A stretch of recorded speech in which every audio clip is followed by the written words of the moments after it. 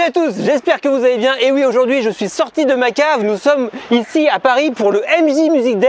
Vous êtes prêts? Je vais vous faire une belle vidéo, donc restez bien assis, ça commence maintenant. Vous regardez maintenant le Hector McLeod Show.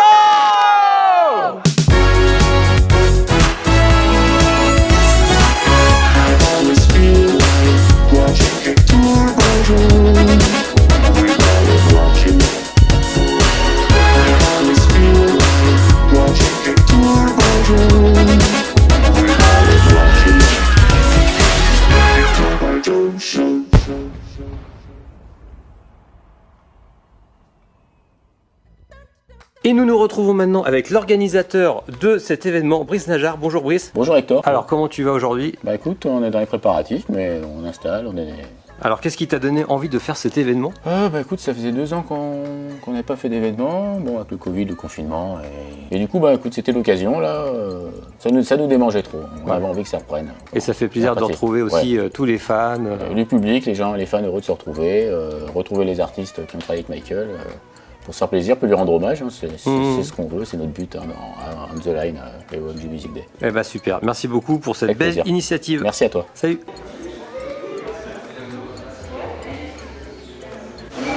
Ça va bien, ça va bien. Alors attends, maintenant je vais dire bonjour. Salut à tous. Salut, ça va toi, ça va toi. Mais je vous connais, mais je connais tout le monde là, attention, ouais, salut, ça va, mais toi aussi je te connais.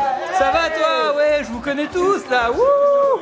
Mais qu'est-ce que c'est que tout ce monde? Et ça va toi, ouais, et ça va toi, et ça va toi, wouh. Bonjour. Ça va tous, ouais, wouh.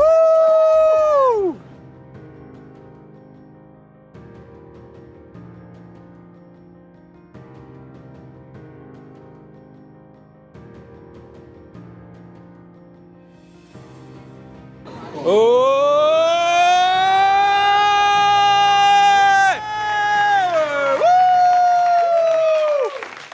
Bravo. Christophe? Christophe? Qu'est-ce qu'il fait là? Salut Christophe! Comment ça va? Hein? On hallucine hein, devant la beauté de cet ouvrage. Il est superbe. Et on t'avait déjà dit, mais on le redit. Et puis ces aventures incroyables auxquelles on a participé. C'est de faire revivre des moments absolument incroyables avec toi qu'on a passé pendant toutes ces années, les années phares de Black and White. Et de faire remonter les souvenirs, l'exaltation, la peur parfois. Et puis un bonheur quand même à avoir vécu cette aventure. Un bonheur de se retrouver coincé à Tokyo le soir du 1er janvier. Tu t'en souviens Christophe, tu pourras peut-être le raconter à tous ces fans qui sont là ce soir, cet après-midi, et à qui on passe le bonjour. Ouais, bonjour à tous. Et merci à tous de votre soutien. Et on vous souhaite une super après-midi. Voilà, à très bientôt à tous. Merci beaucoup Christophe. Ouais, wouhou. Ce qu'ils viennent de faire là, c'est pas un clin d'œil, c'est une marque de respect et ça me touche énormément. Voilà, merci.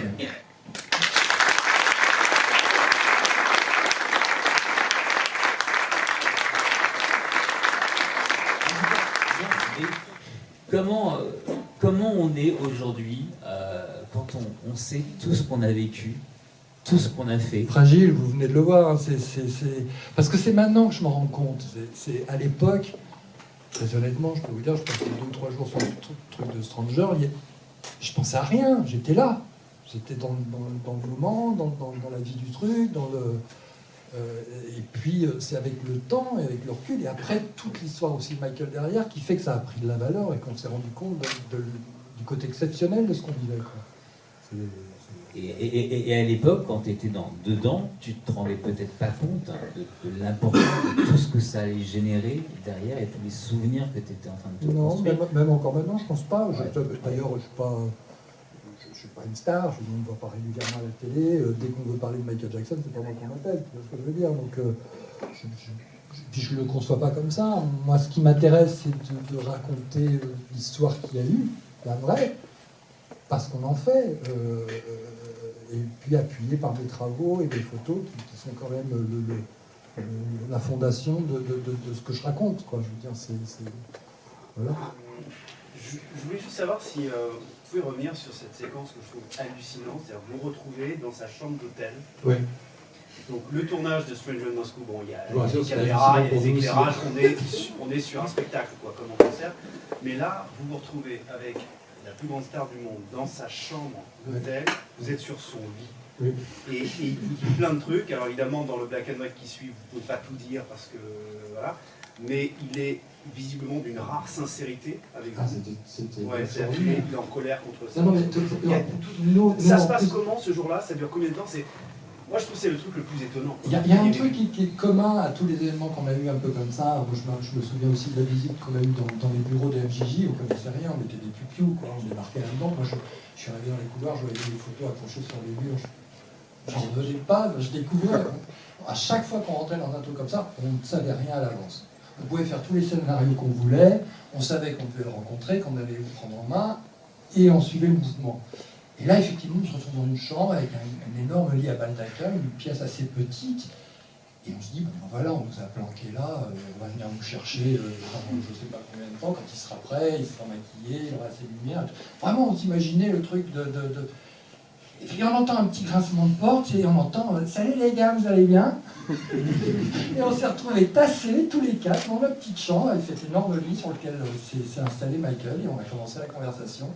Et là, faut se dédoubler, parce qu'il y a un moment donné, il y a un état de panique intérieur qui se dit « Non, attends, tu réalises ce que tu es en train de me vivre là? C'est une caméra cachée, c'est pas possible. » Et en même temps, il y a la petite voix, c'est comme les petits anges, les diables de l'autre côté, il y a l'autre petite voix qui vous fait « Allez, reste professionnel, mon gars, reste professionnel, sois zen. » Et voilà. Et en fait, le point commun de tout ça, c'est que c'est lui, après, qui est fédérateur.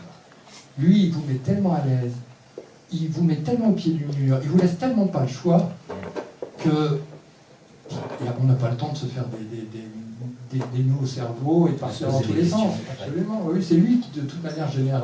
Moi, mes souvenirs les plus marquants, c'est sur Stranger. C'est-à-dire que moi, je me mettais en retrait, je ne m'interrogeais personne. Il y avait des techniciens dans tous les sens, il y avait des câbles dans tous les sens, il y avait déjà un photographe, je ne voulais pas l'emmerder, me mettre devant lui. C'est Michael qui faisait ça. Qui me demandait de rapprocher et tout. Voilà, c'est tellement loin de l'image qu'on en fait aujourd'hui, je peux vous dire. C'est ça qui est sidérant. C'est ça, moi, qui est sidérant. Ça se passerait à l'époque actuelle, aujourd'hui. Quelle est ta vision des choses? C'est-à-dire qu'aujourd'hui, tout le monde a son téléphone portable, a son smartphone. Sans vouloir paraître négatif, je pense que c'est complètement utopique aujourd'hui. Voilà. C'est complètement utopique. Ça, je le vois déjà par rapport avec d'autres artistes avec lesquels je continue de collaborer aujourd'hui. Oui. Je ne veux pas dire qu'Internet a tout foutu en l'air, mais c'est pas du tout la même histoire. C'est évident. Enfin, très honnêtement, je renvoie à l'anecdote de Laurent avec le Japon. Ça, c'est un truc... je ne suis pas sûr qu'on aurait eu la même appréciation, les mêmes événements et les mêmes conséquences aux événements aujourd'hui de la même manière. Je ne me vois pas aujourd'hui prendre l'avion, faire le tour de la planète, aller photographier Madonna et avoir la même compensation, le même événement, la même place que ça a donné. Rendez-vous compte que moi je suis allé faire le tour de la planète pour faire une photo que je ne fallait pas je loupe, Oui. et qui était un cadeau. C'est-à-dire qu'on peut dire ce qu'on veut. Moi je l'ai pris comme un cadeau, parce que j'étais le premier à la faire, et qu'il ne fallait pas que je la rate, et je peux vous dire que ça a été long le voyage, hein. Très très long, jusqu'à ce qu'elle soit développée. Voilà, là j'avais mon bout de pellicule qui passait les rayons X à la douane du Japon, je cavale catapate au labo, et je vais vous dire un truc, c'est tout a été développé, ça a été la dernière à apparaître.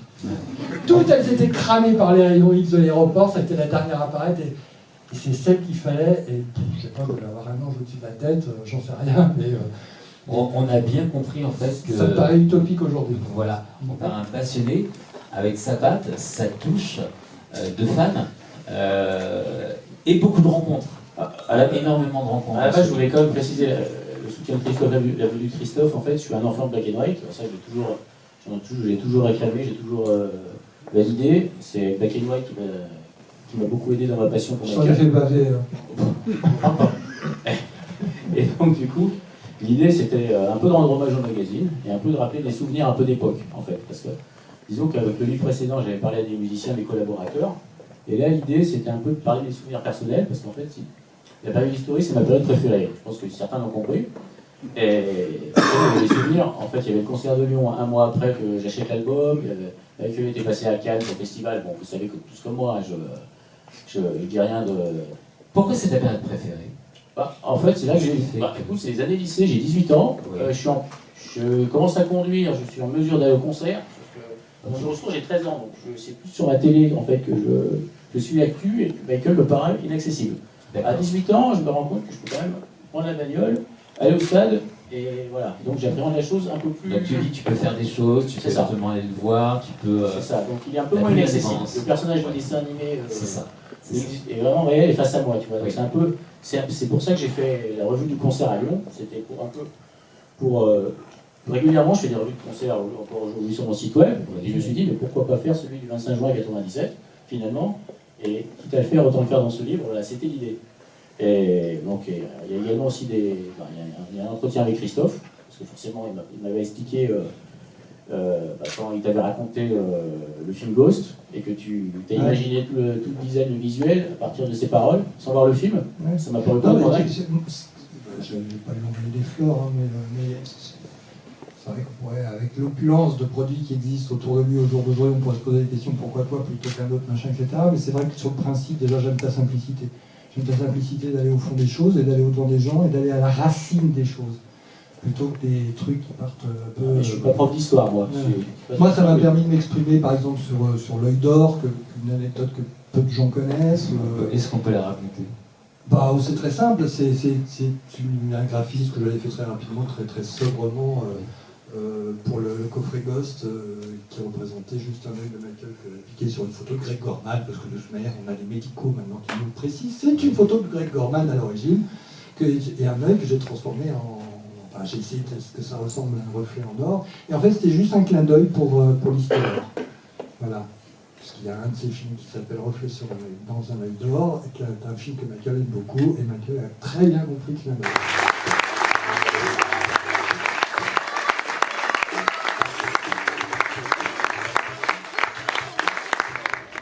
Hello, my name is Tommy O.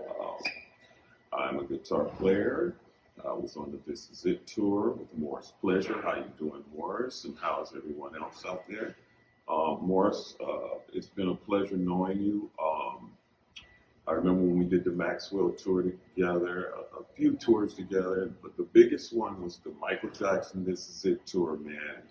You was right next to me, man, and it was really an honor and a pleasure to play with you in those circumstances. And you know how it was. It was one of the best tours that was ever going to happen. And Michael being the guy he was just an awesome experience. So let's keep Michael Jackson's legacy alive. And God bless everyone. See you soon. Every day we come in, sometimes 8 in the morning, we leave 3 in the morning, you know, so every day we're all working hard together, knowing that we were really excited about coming to London. And Tommy and I have known each other since the 80s. We've known each other, wow, long time. And, you know, we were really excited about it, working together, because we were friends before we even got in the band. So I miss him very much. He's like a brother to me. Yeah. Well, yeah, the This Is It tour, which never happened. It was really exciting for us, you know, for a lot of reasons. And Michael was very, very hard worker, you know, also very nice to us. He never, you know, you never felt like he was your boss. You always felt like he was somebody you were working alongside. And that we all had the same thing in common, and that was we wanted to do the very best show that we could.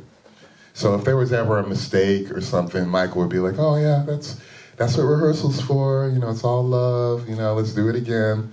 And you know, we all had that same kind of attitude, and we wanted to do a perfect show, and couldn't wait to play for everyone, show them what we were proud of. You know, sometimes we, as keyboard players, we would play sound effects, you know, when he's walking. open up the briefcase, this kind of stuff. So we play that on our keyboards. So sometimes, you know, we would go do another. Okay, let's go back to the top, do it again, and he'd start walking to his place, and he'd be, oh, stop it, get out, you know. So we used to all kind of have fun with each other, you know. So when Michael died, I just had this project that I just had to do, and that was to take Michael's music and do it in a lot of different forms. So, I mean, when Michael died, everyone talked about, of course, how talented he was, singer and his songs and all that, but it was always about dancing. Wow, what a dancer, dance, you know, this kind of stuff.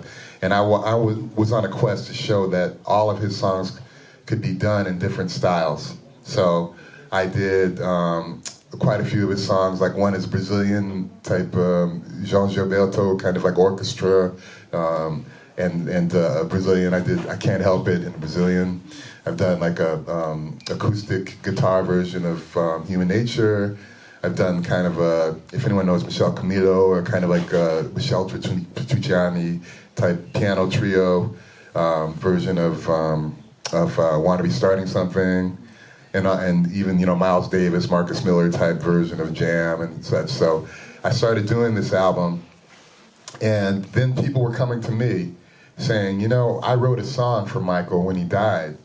So all of a sudden people were coming from all over the world sending me songs about Michael that they wrote when he died. So then my project changed a little bit. So it was like Michael's music and also songs for Michael. And now it's how many years later? 12 years later. Yeah. And I have not released it yet, but I plan to release it next year.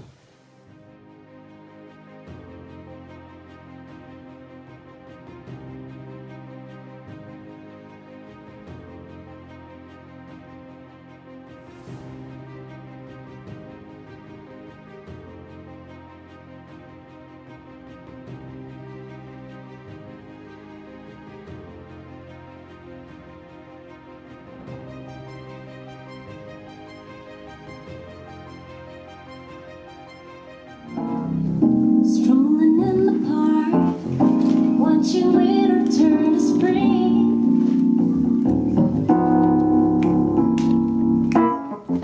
Walking in the dark, seeing lovers do their thing. Ooh, that's the time I feel like making love to you.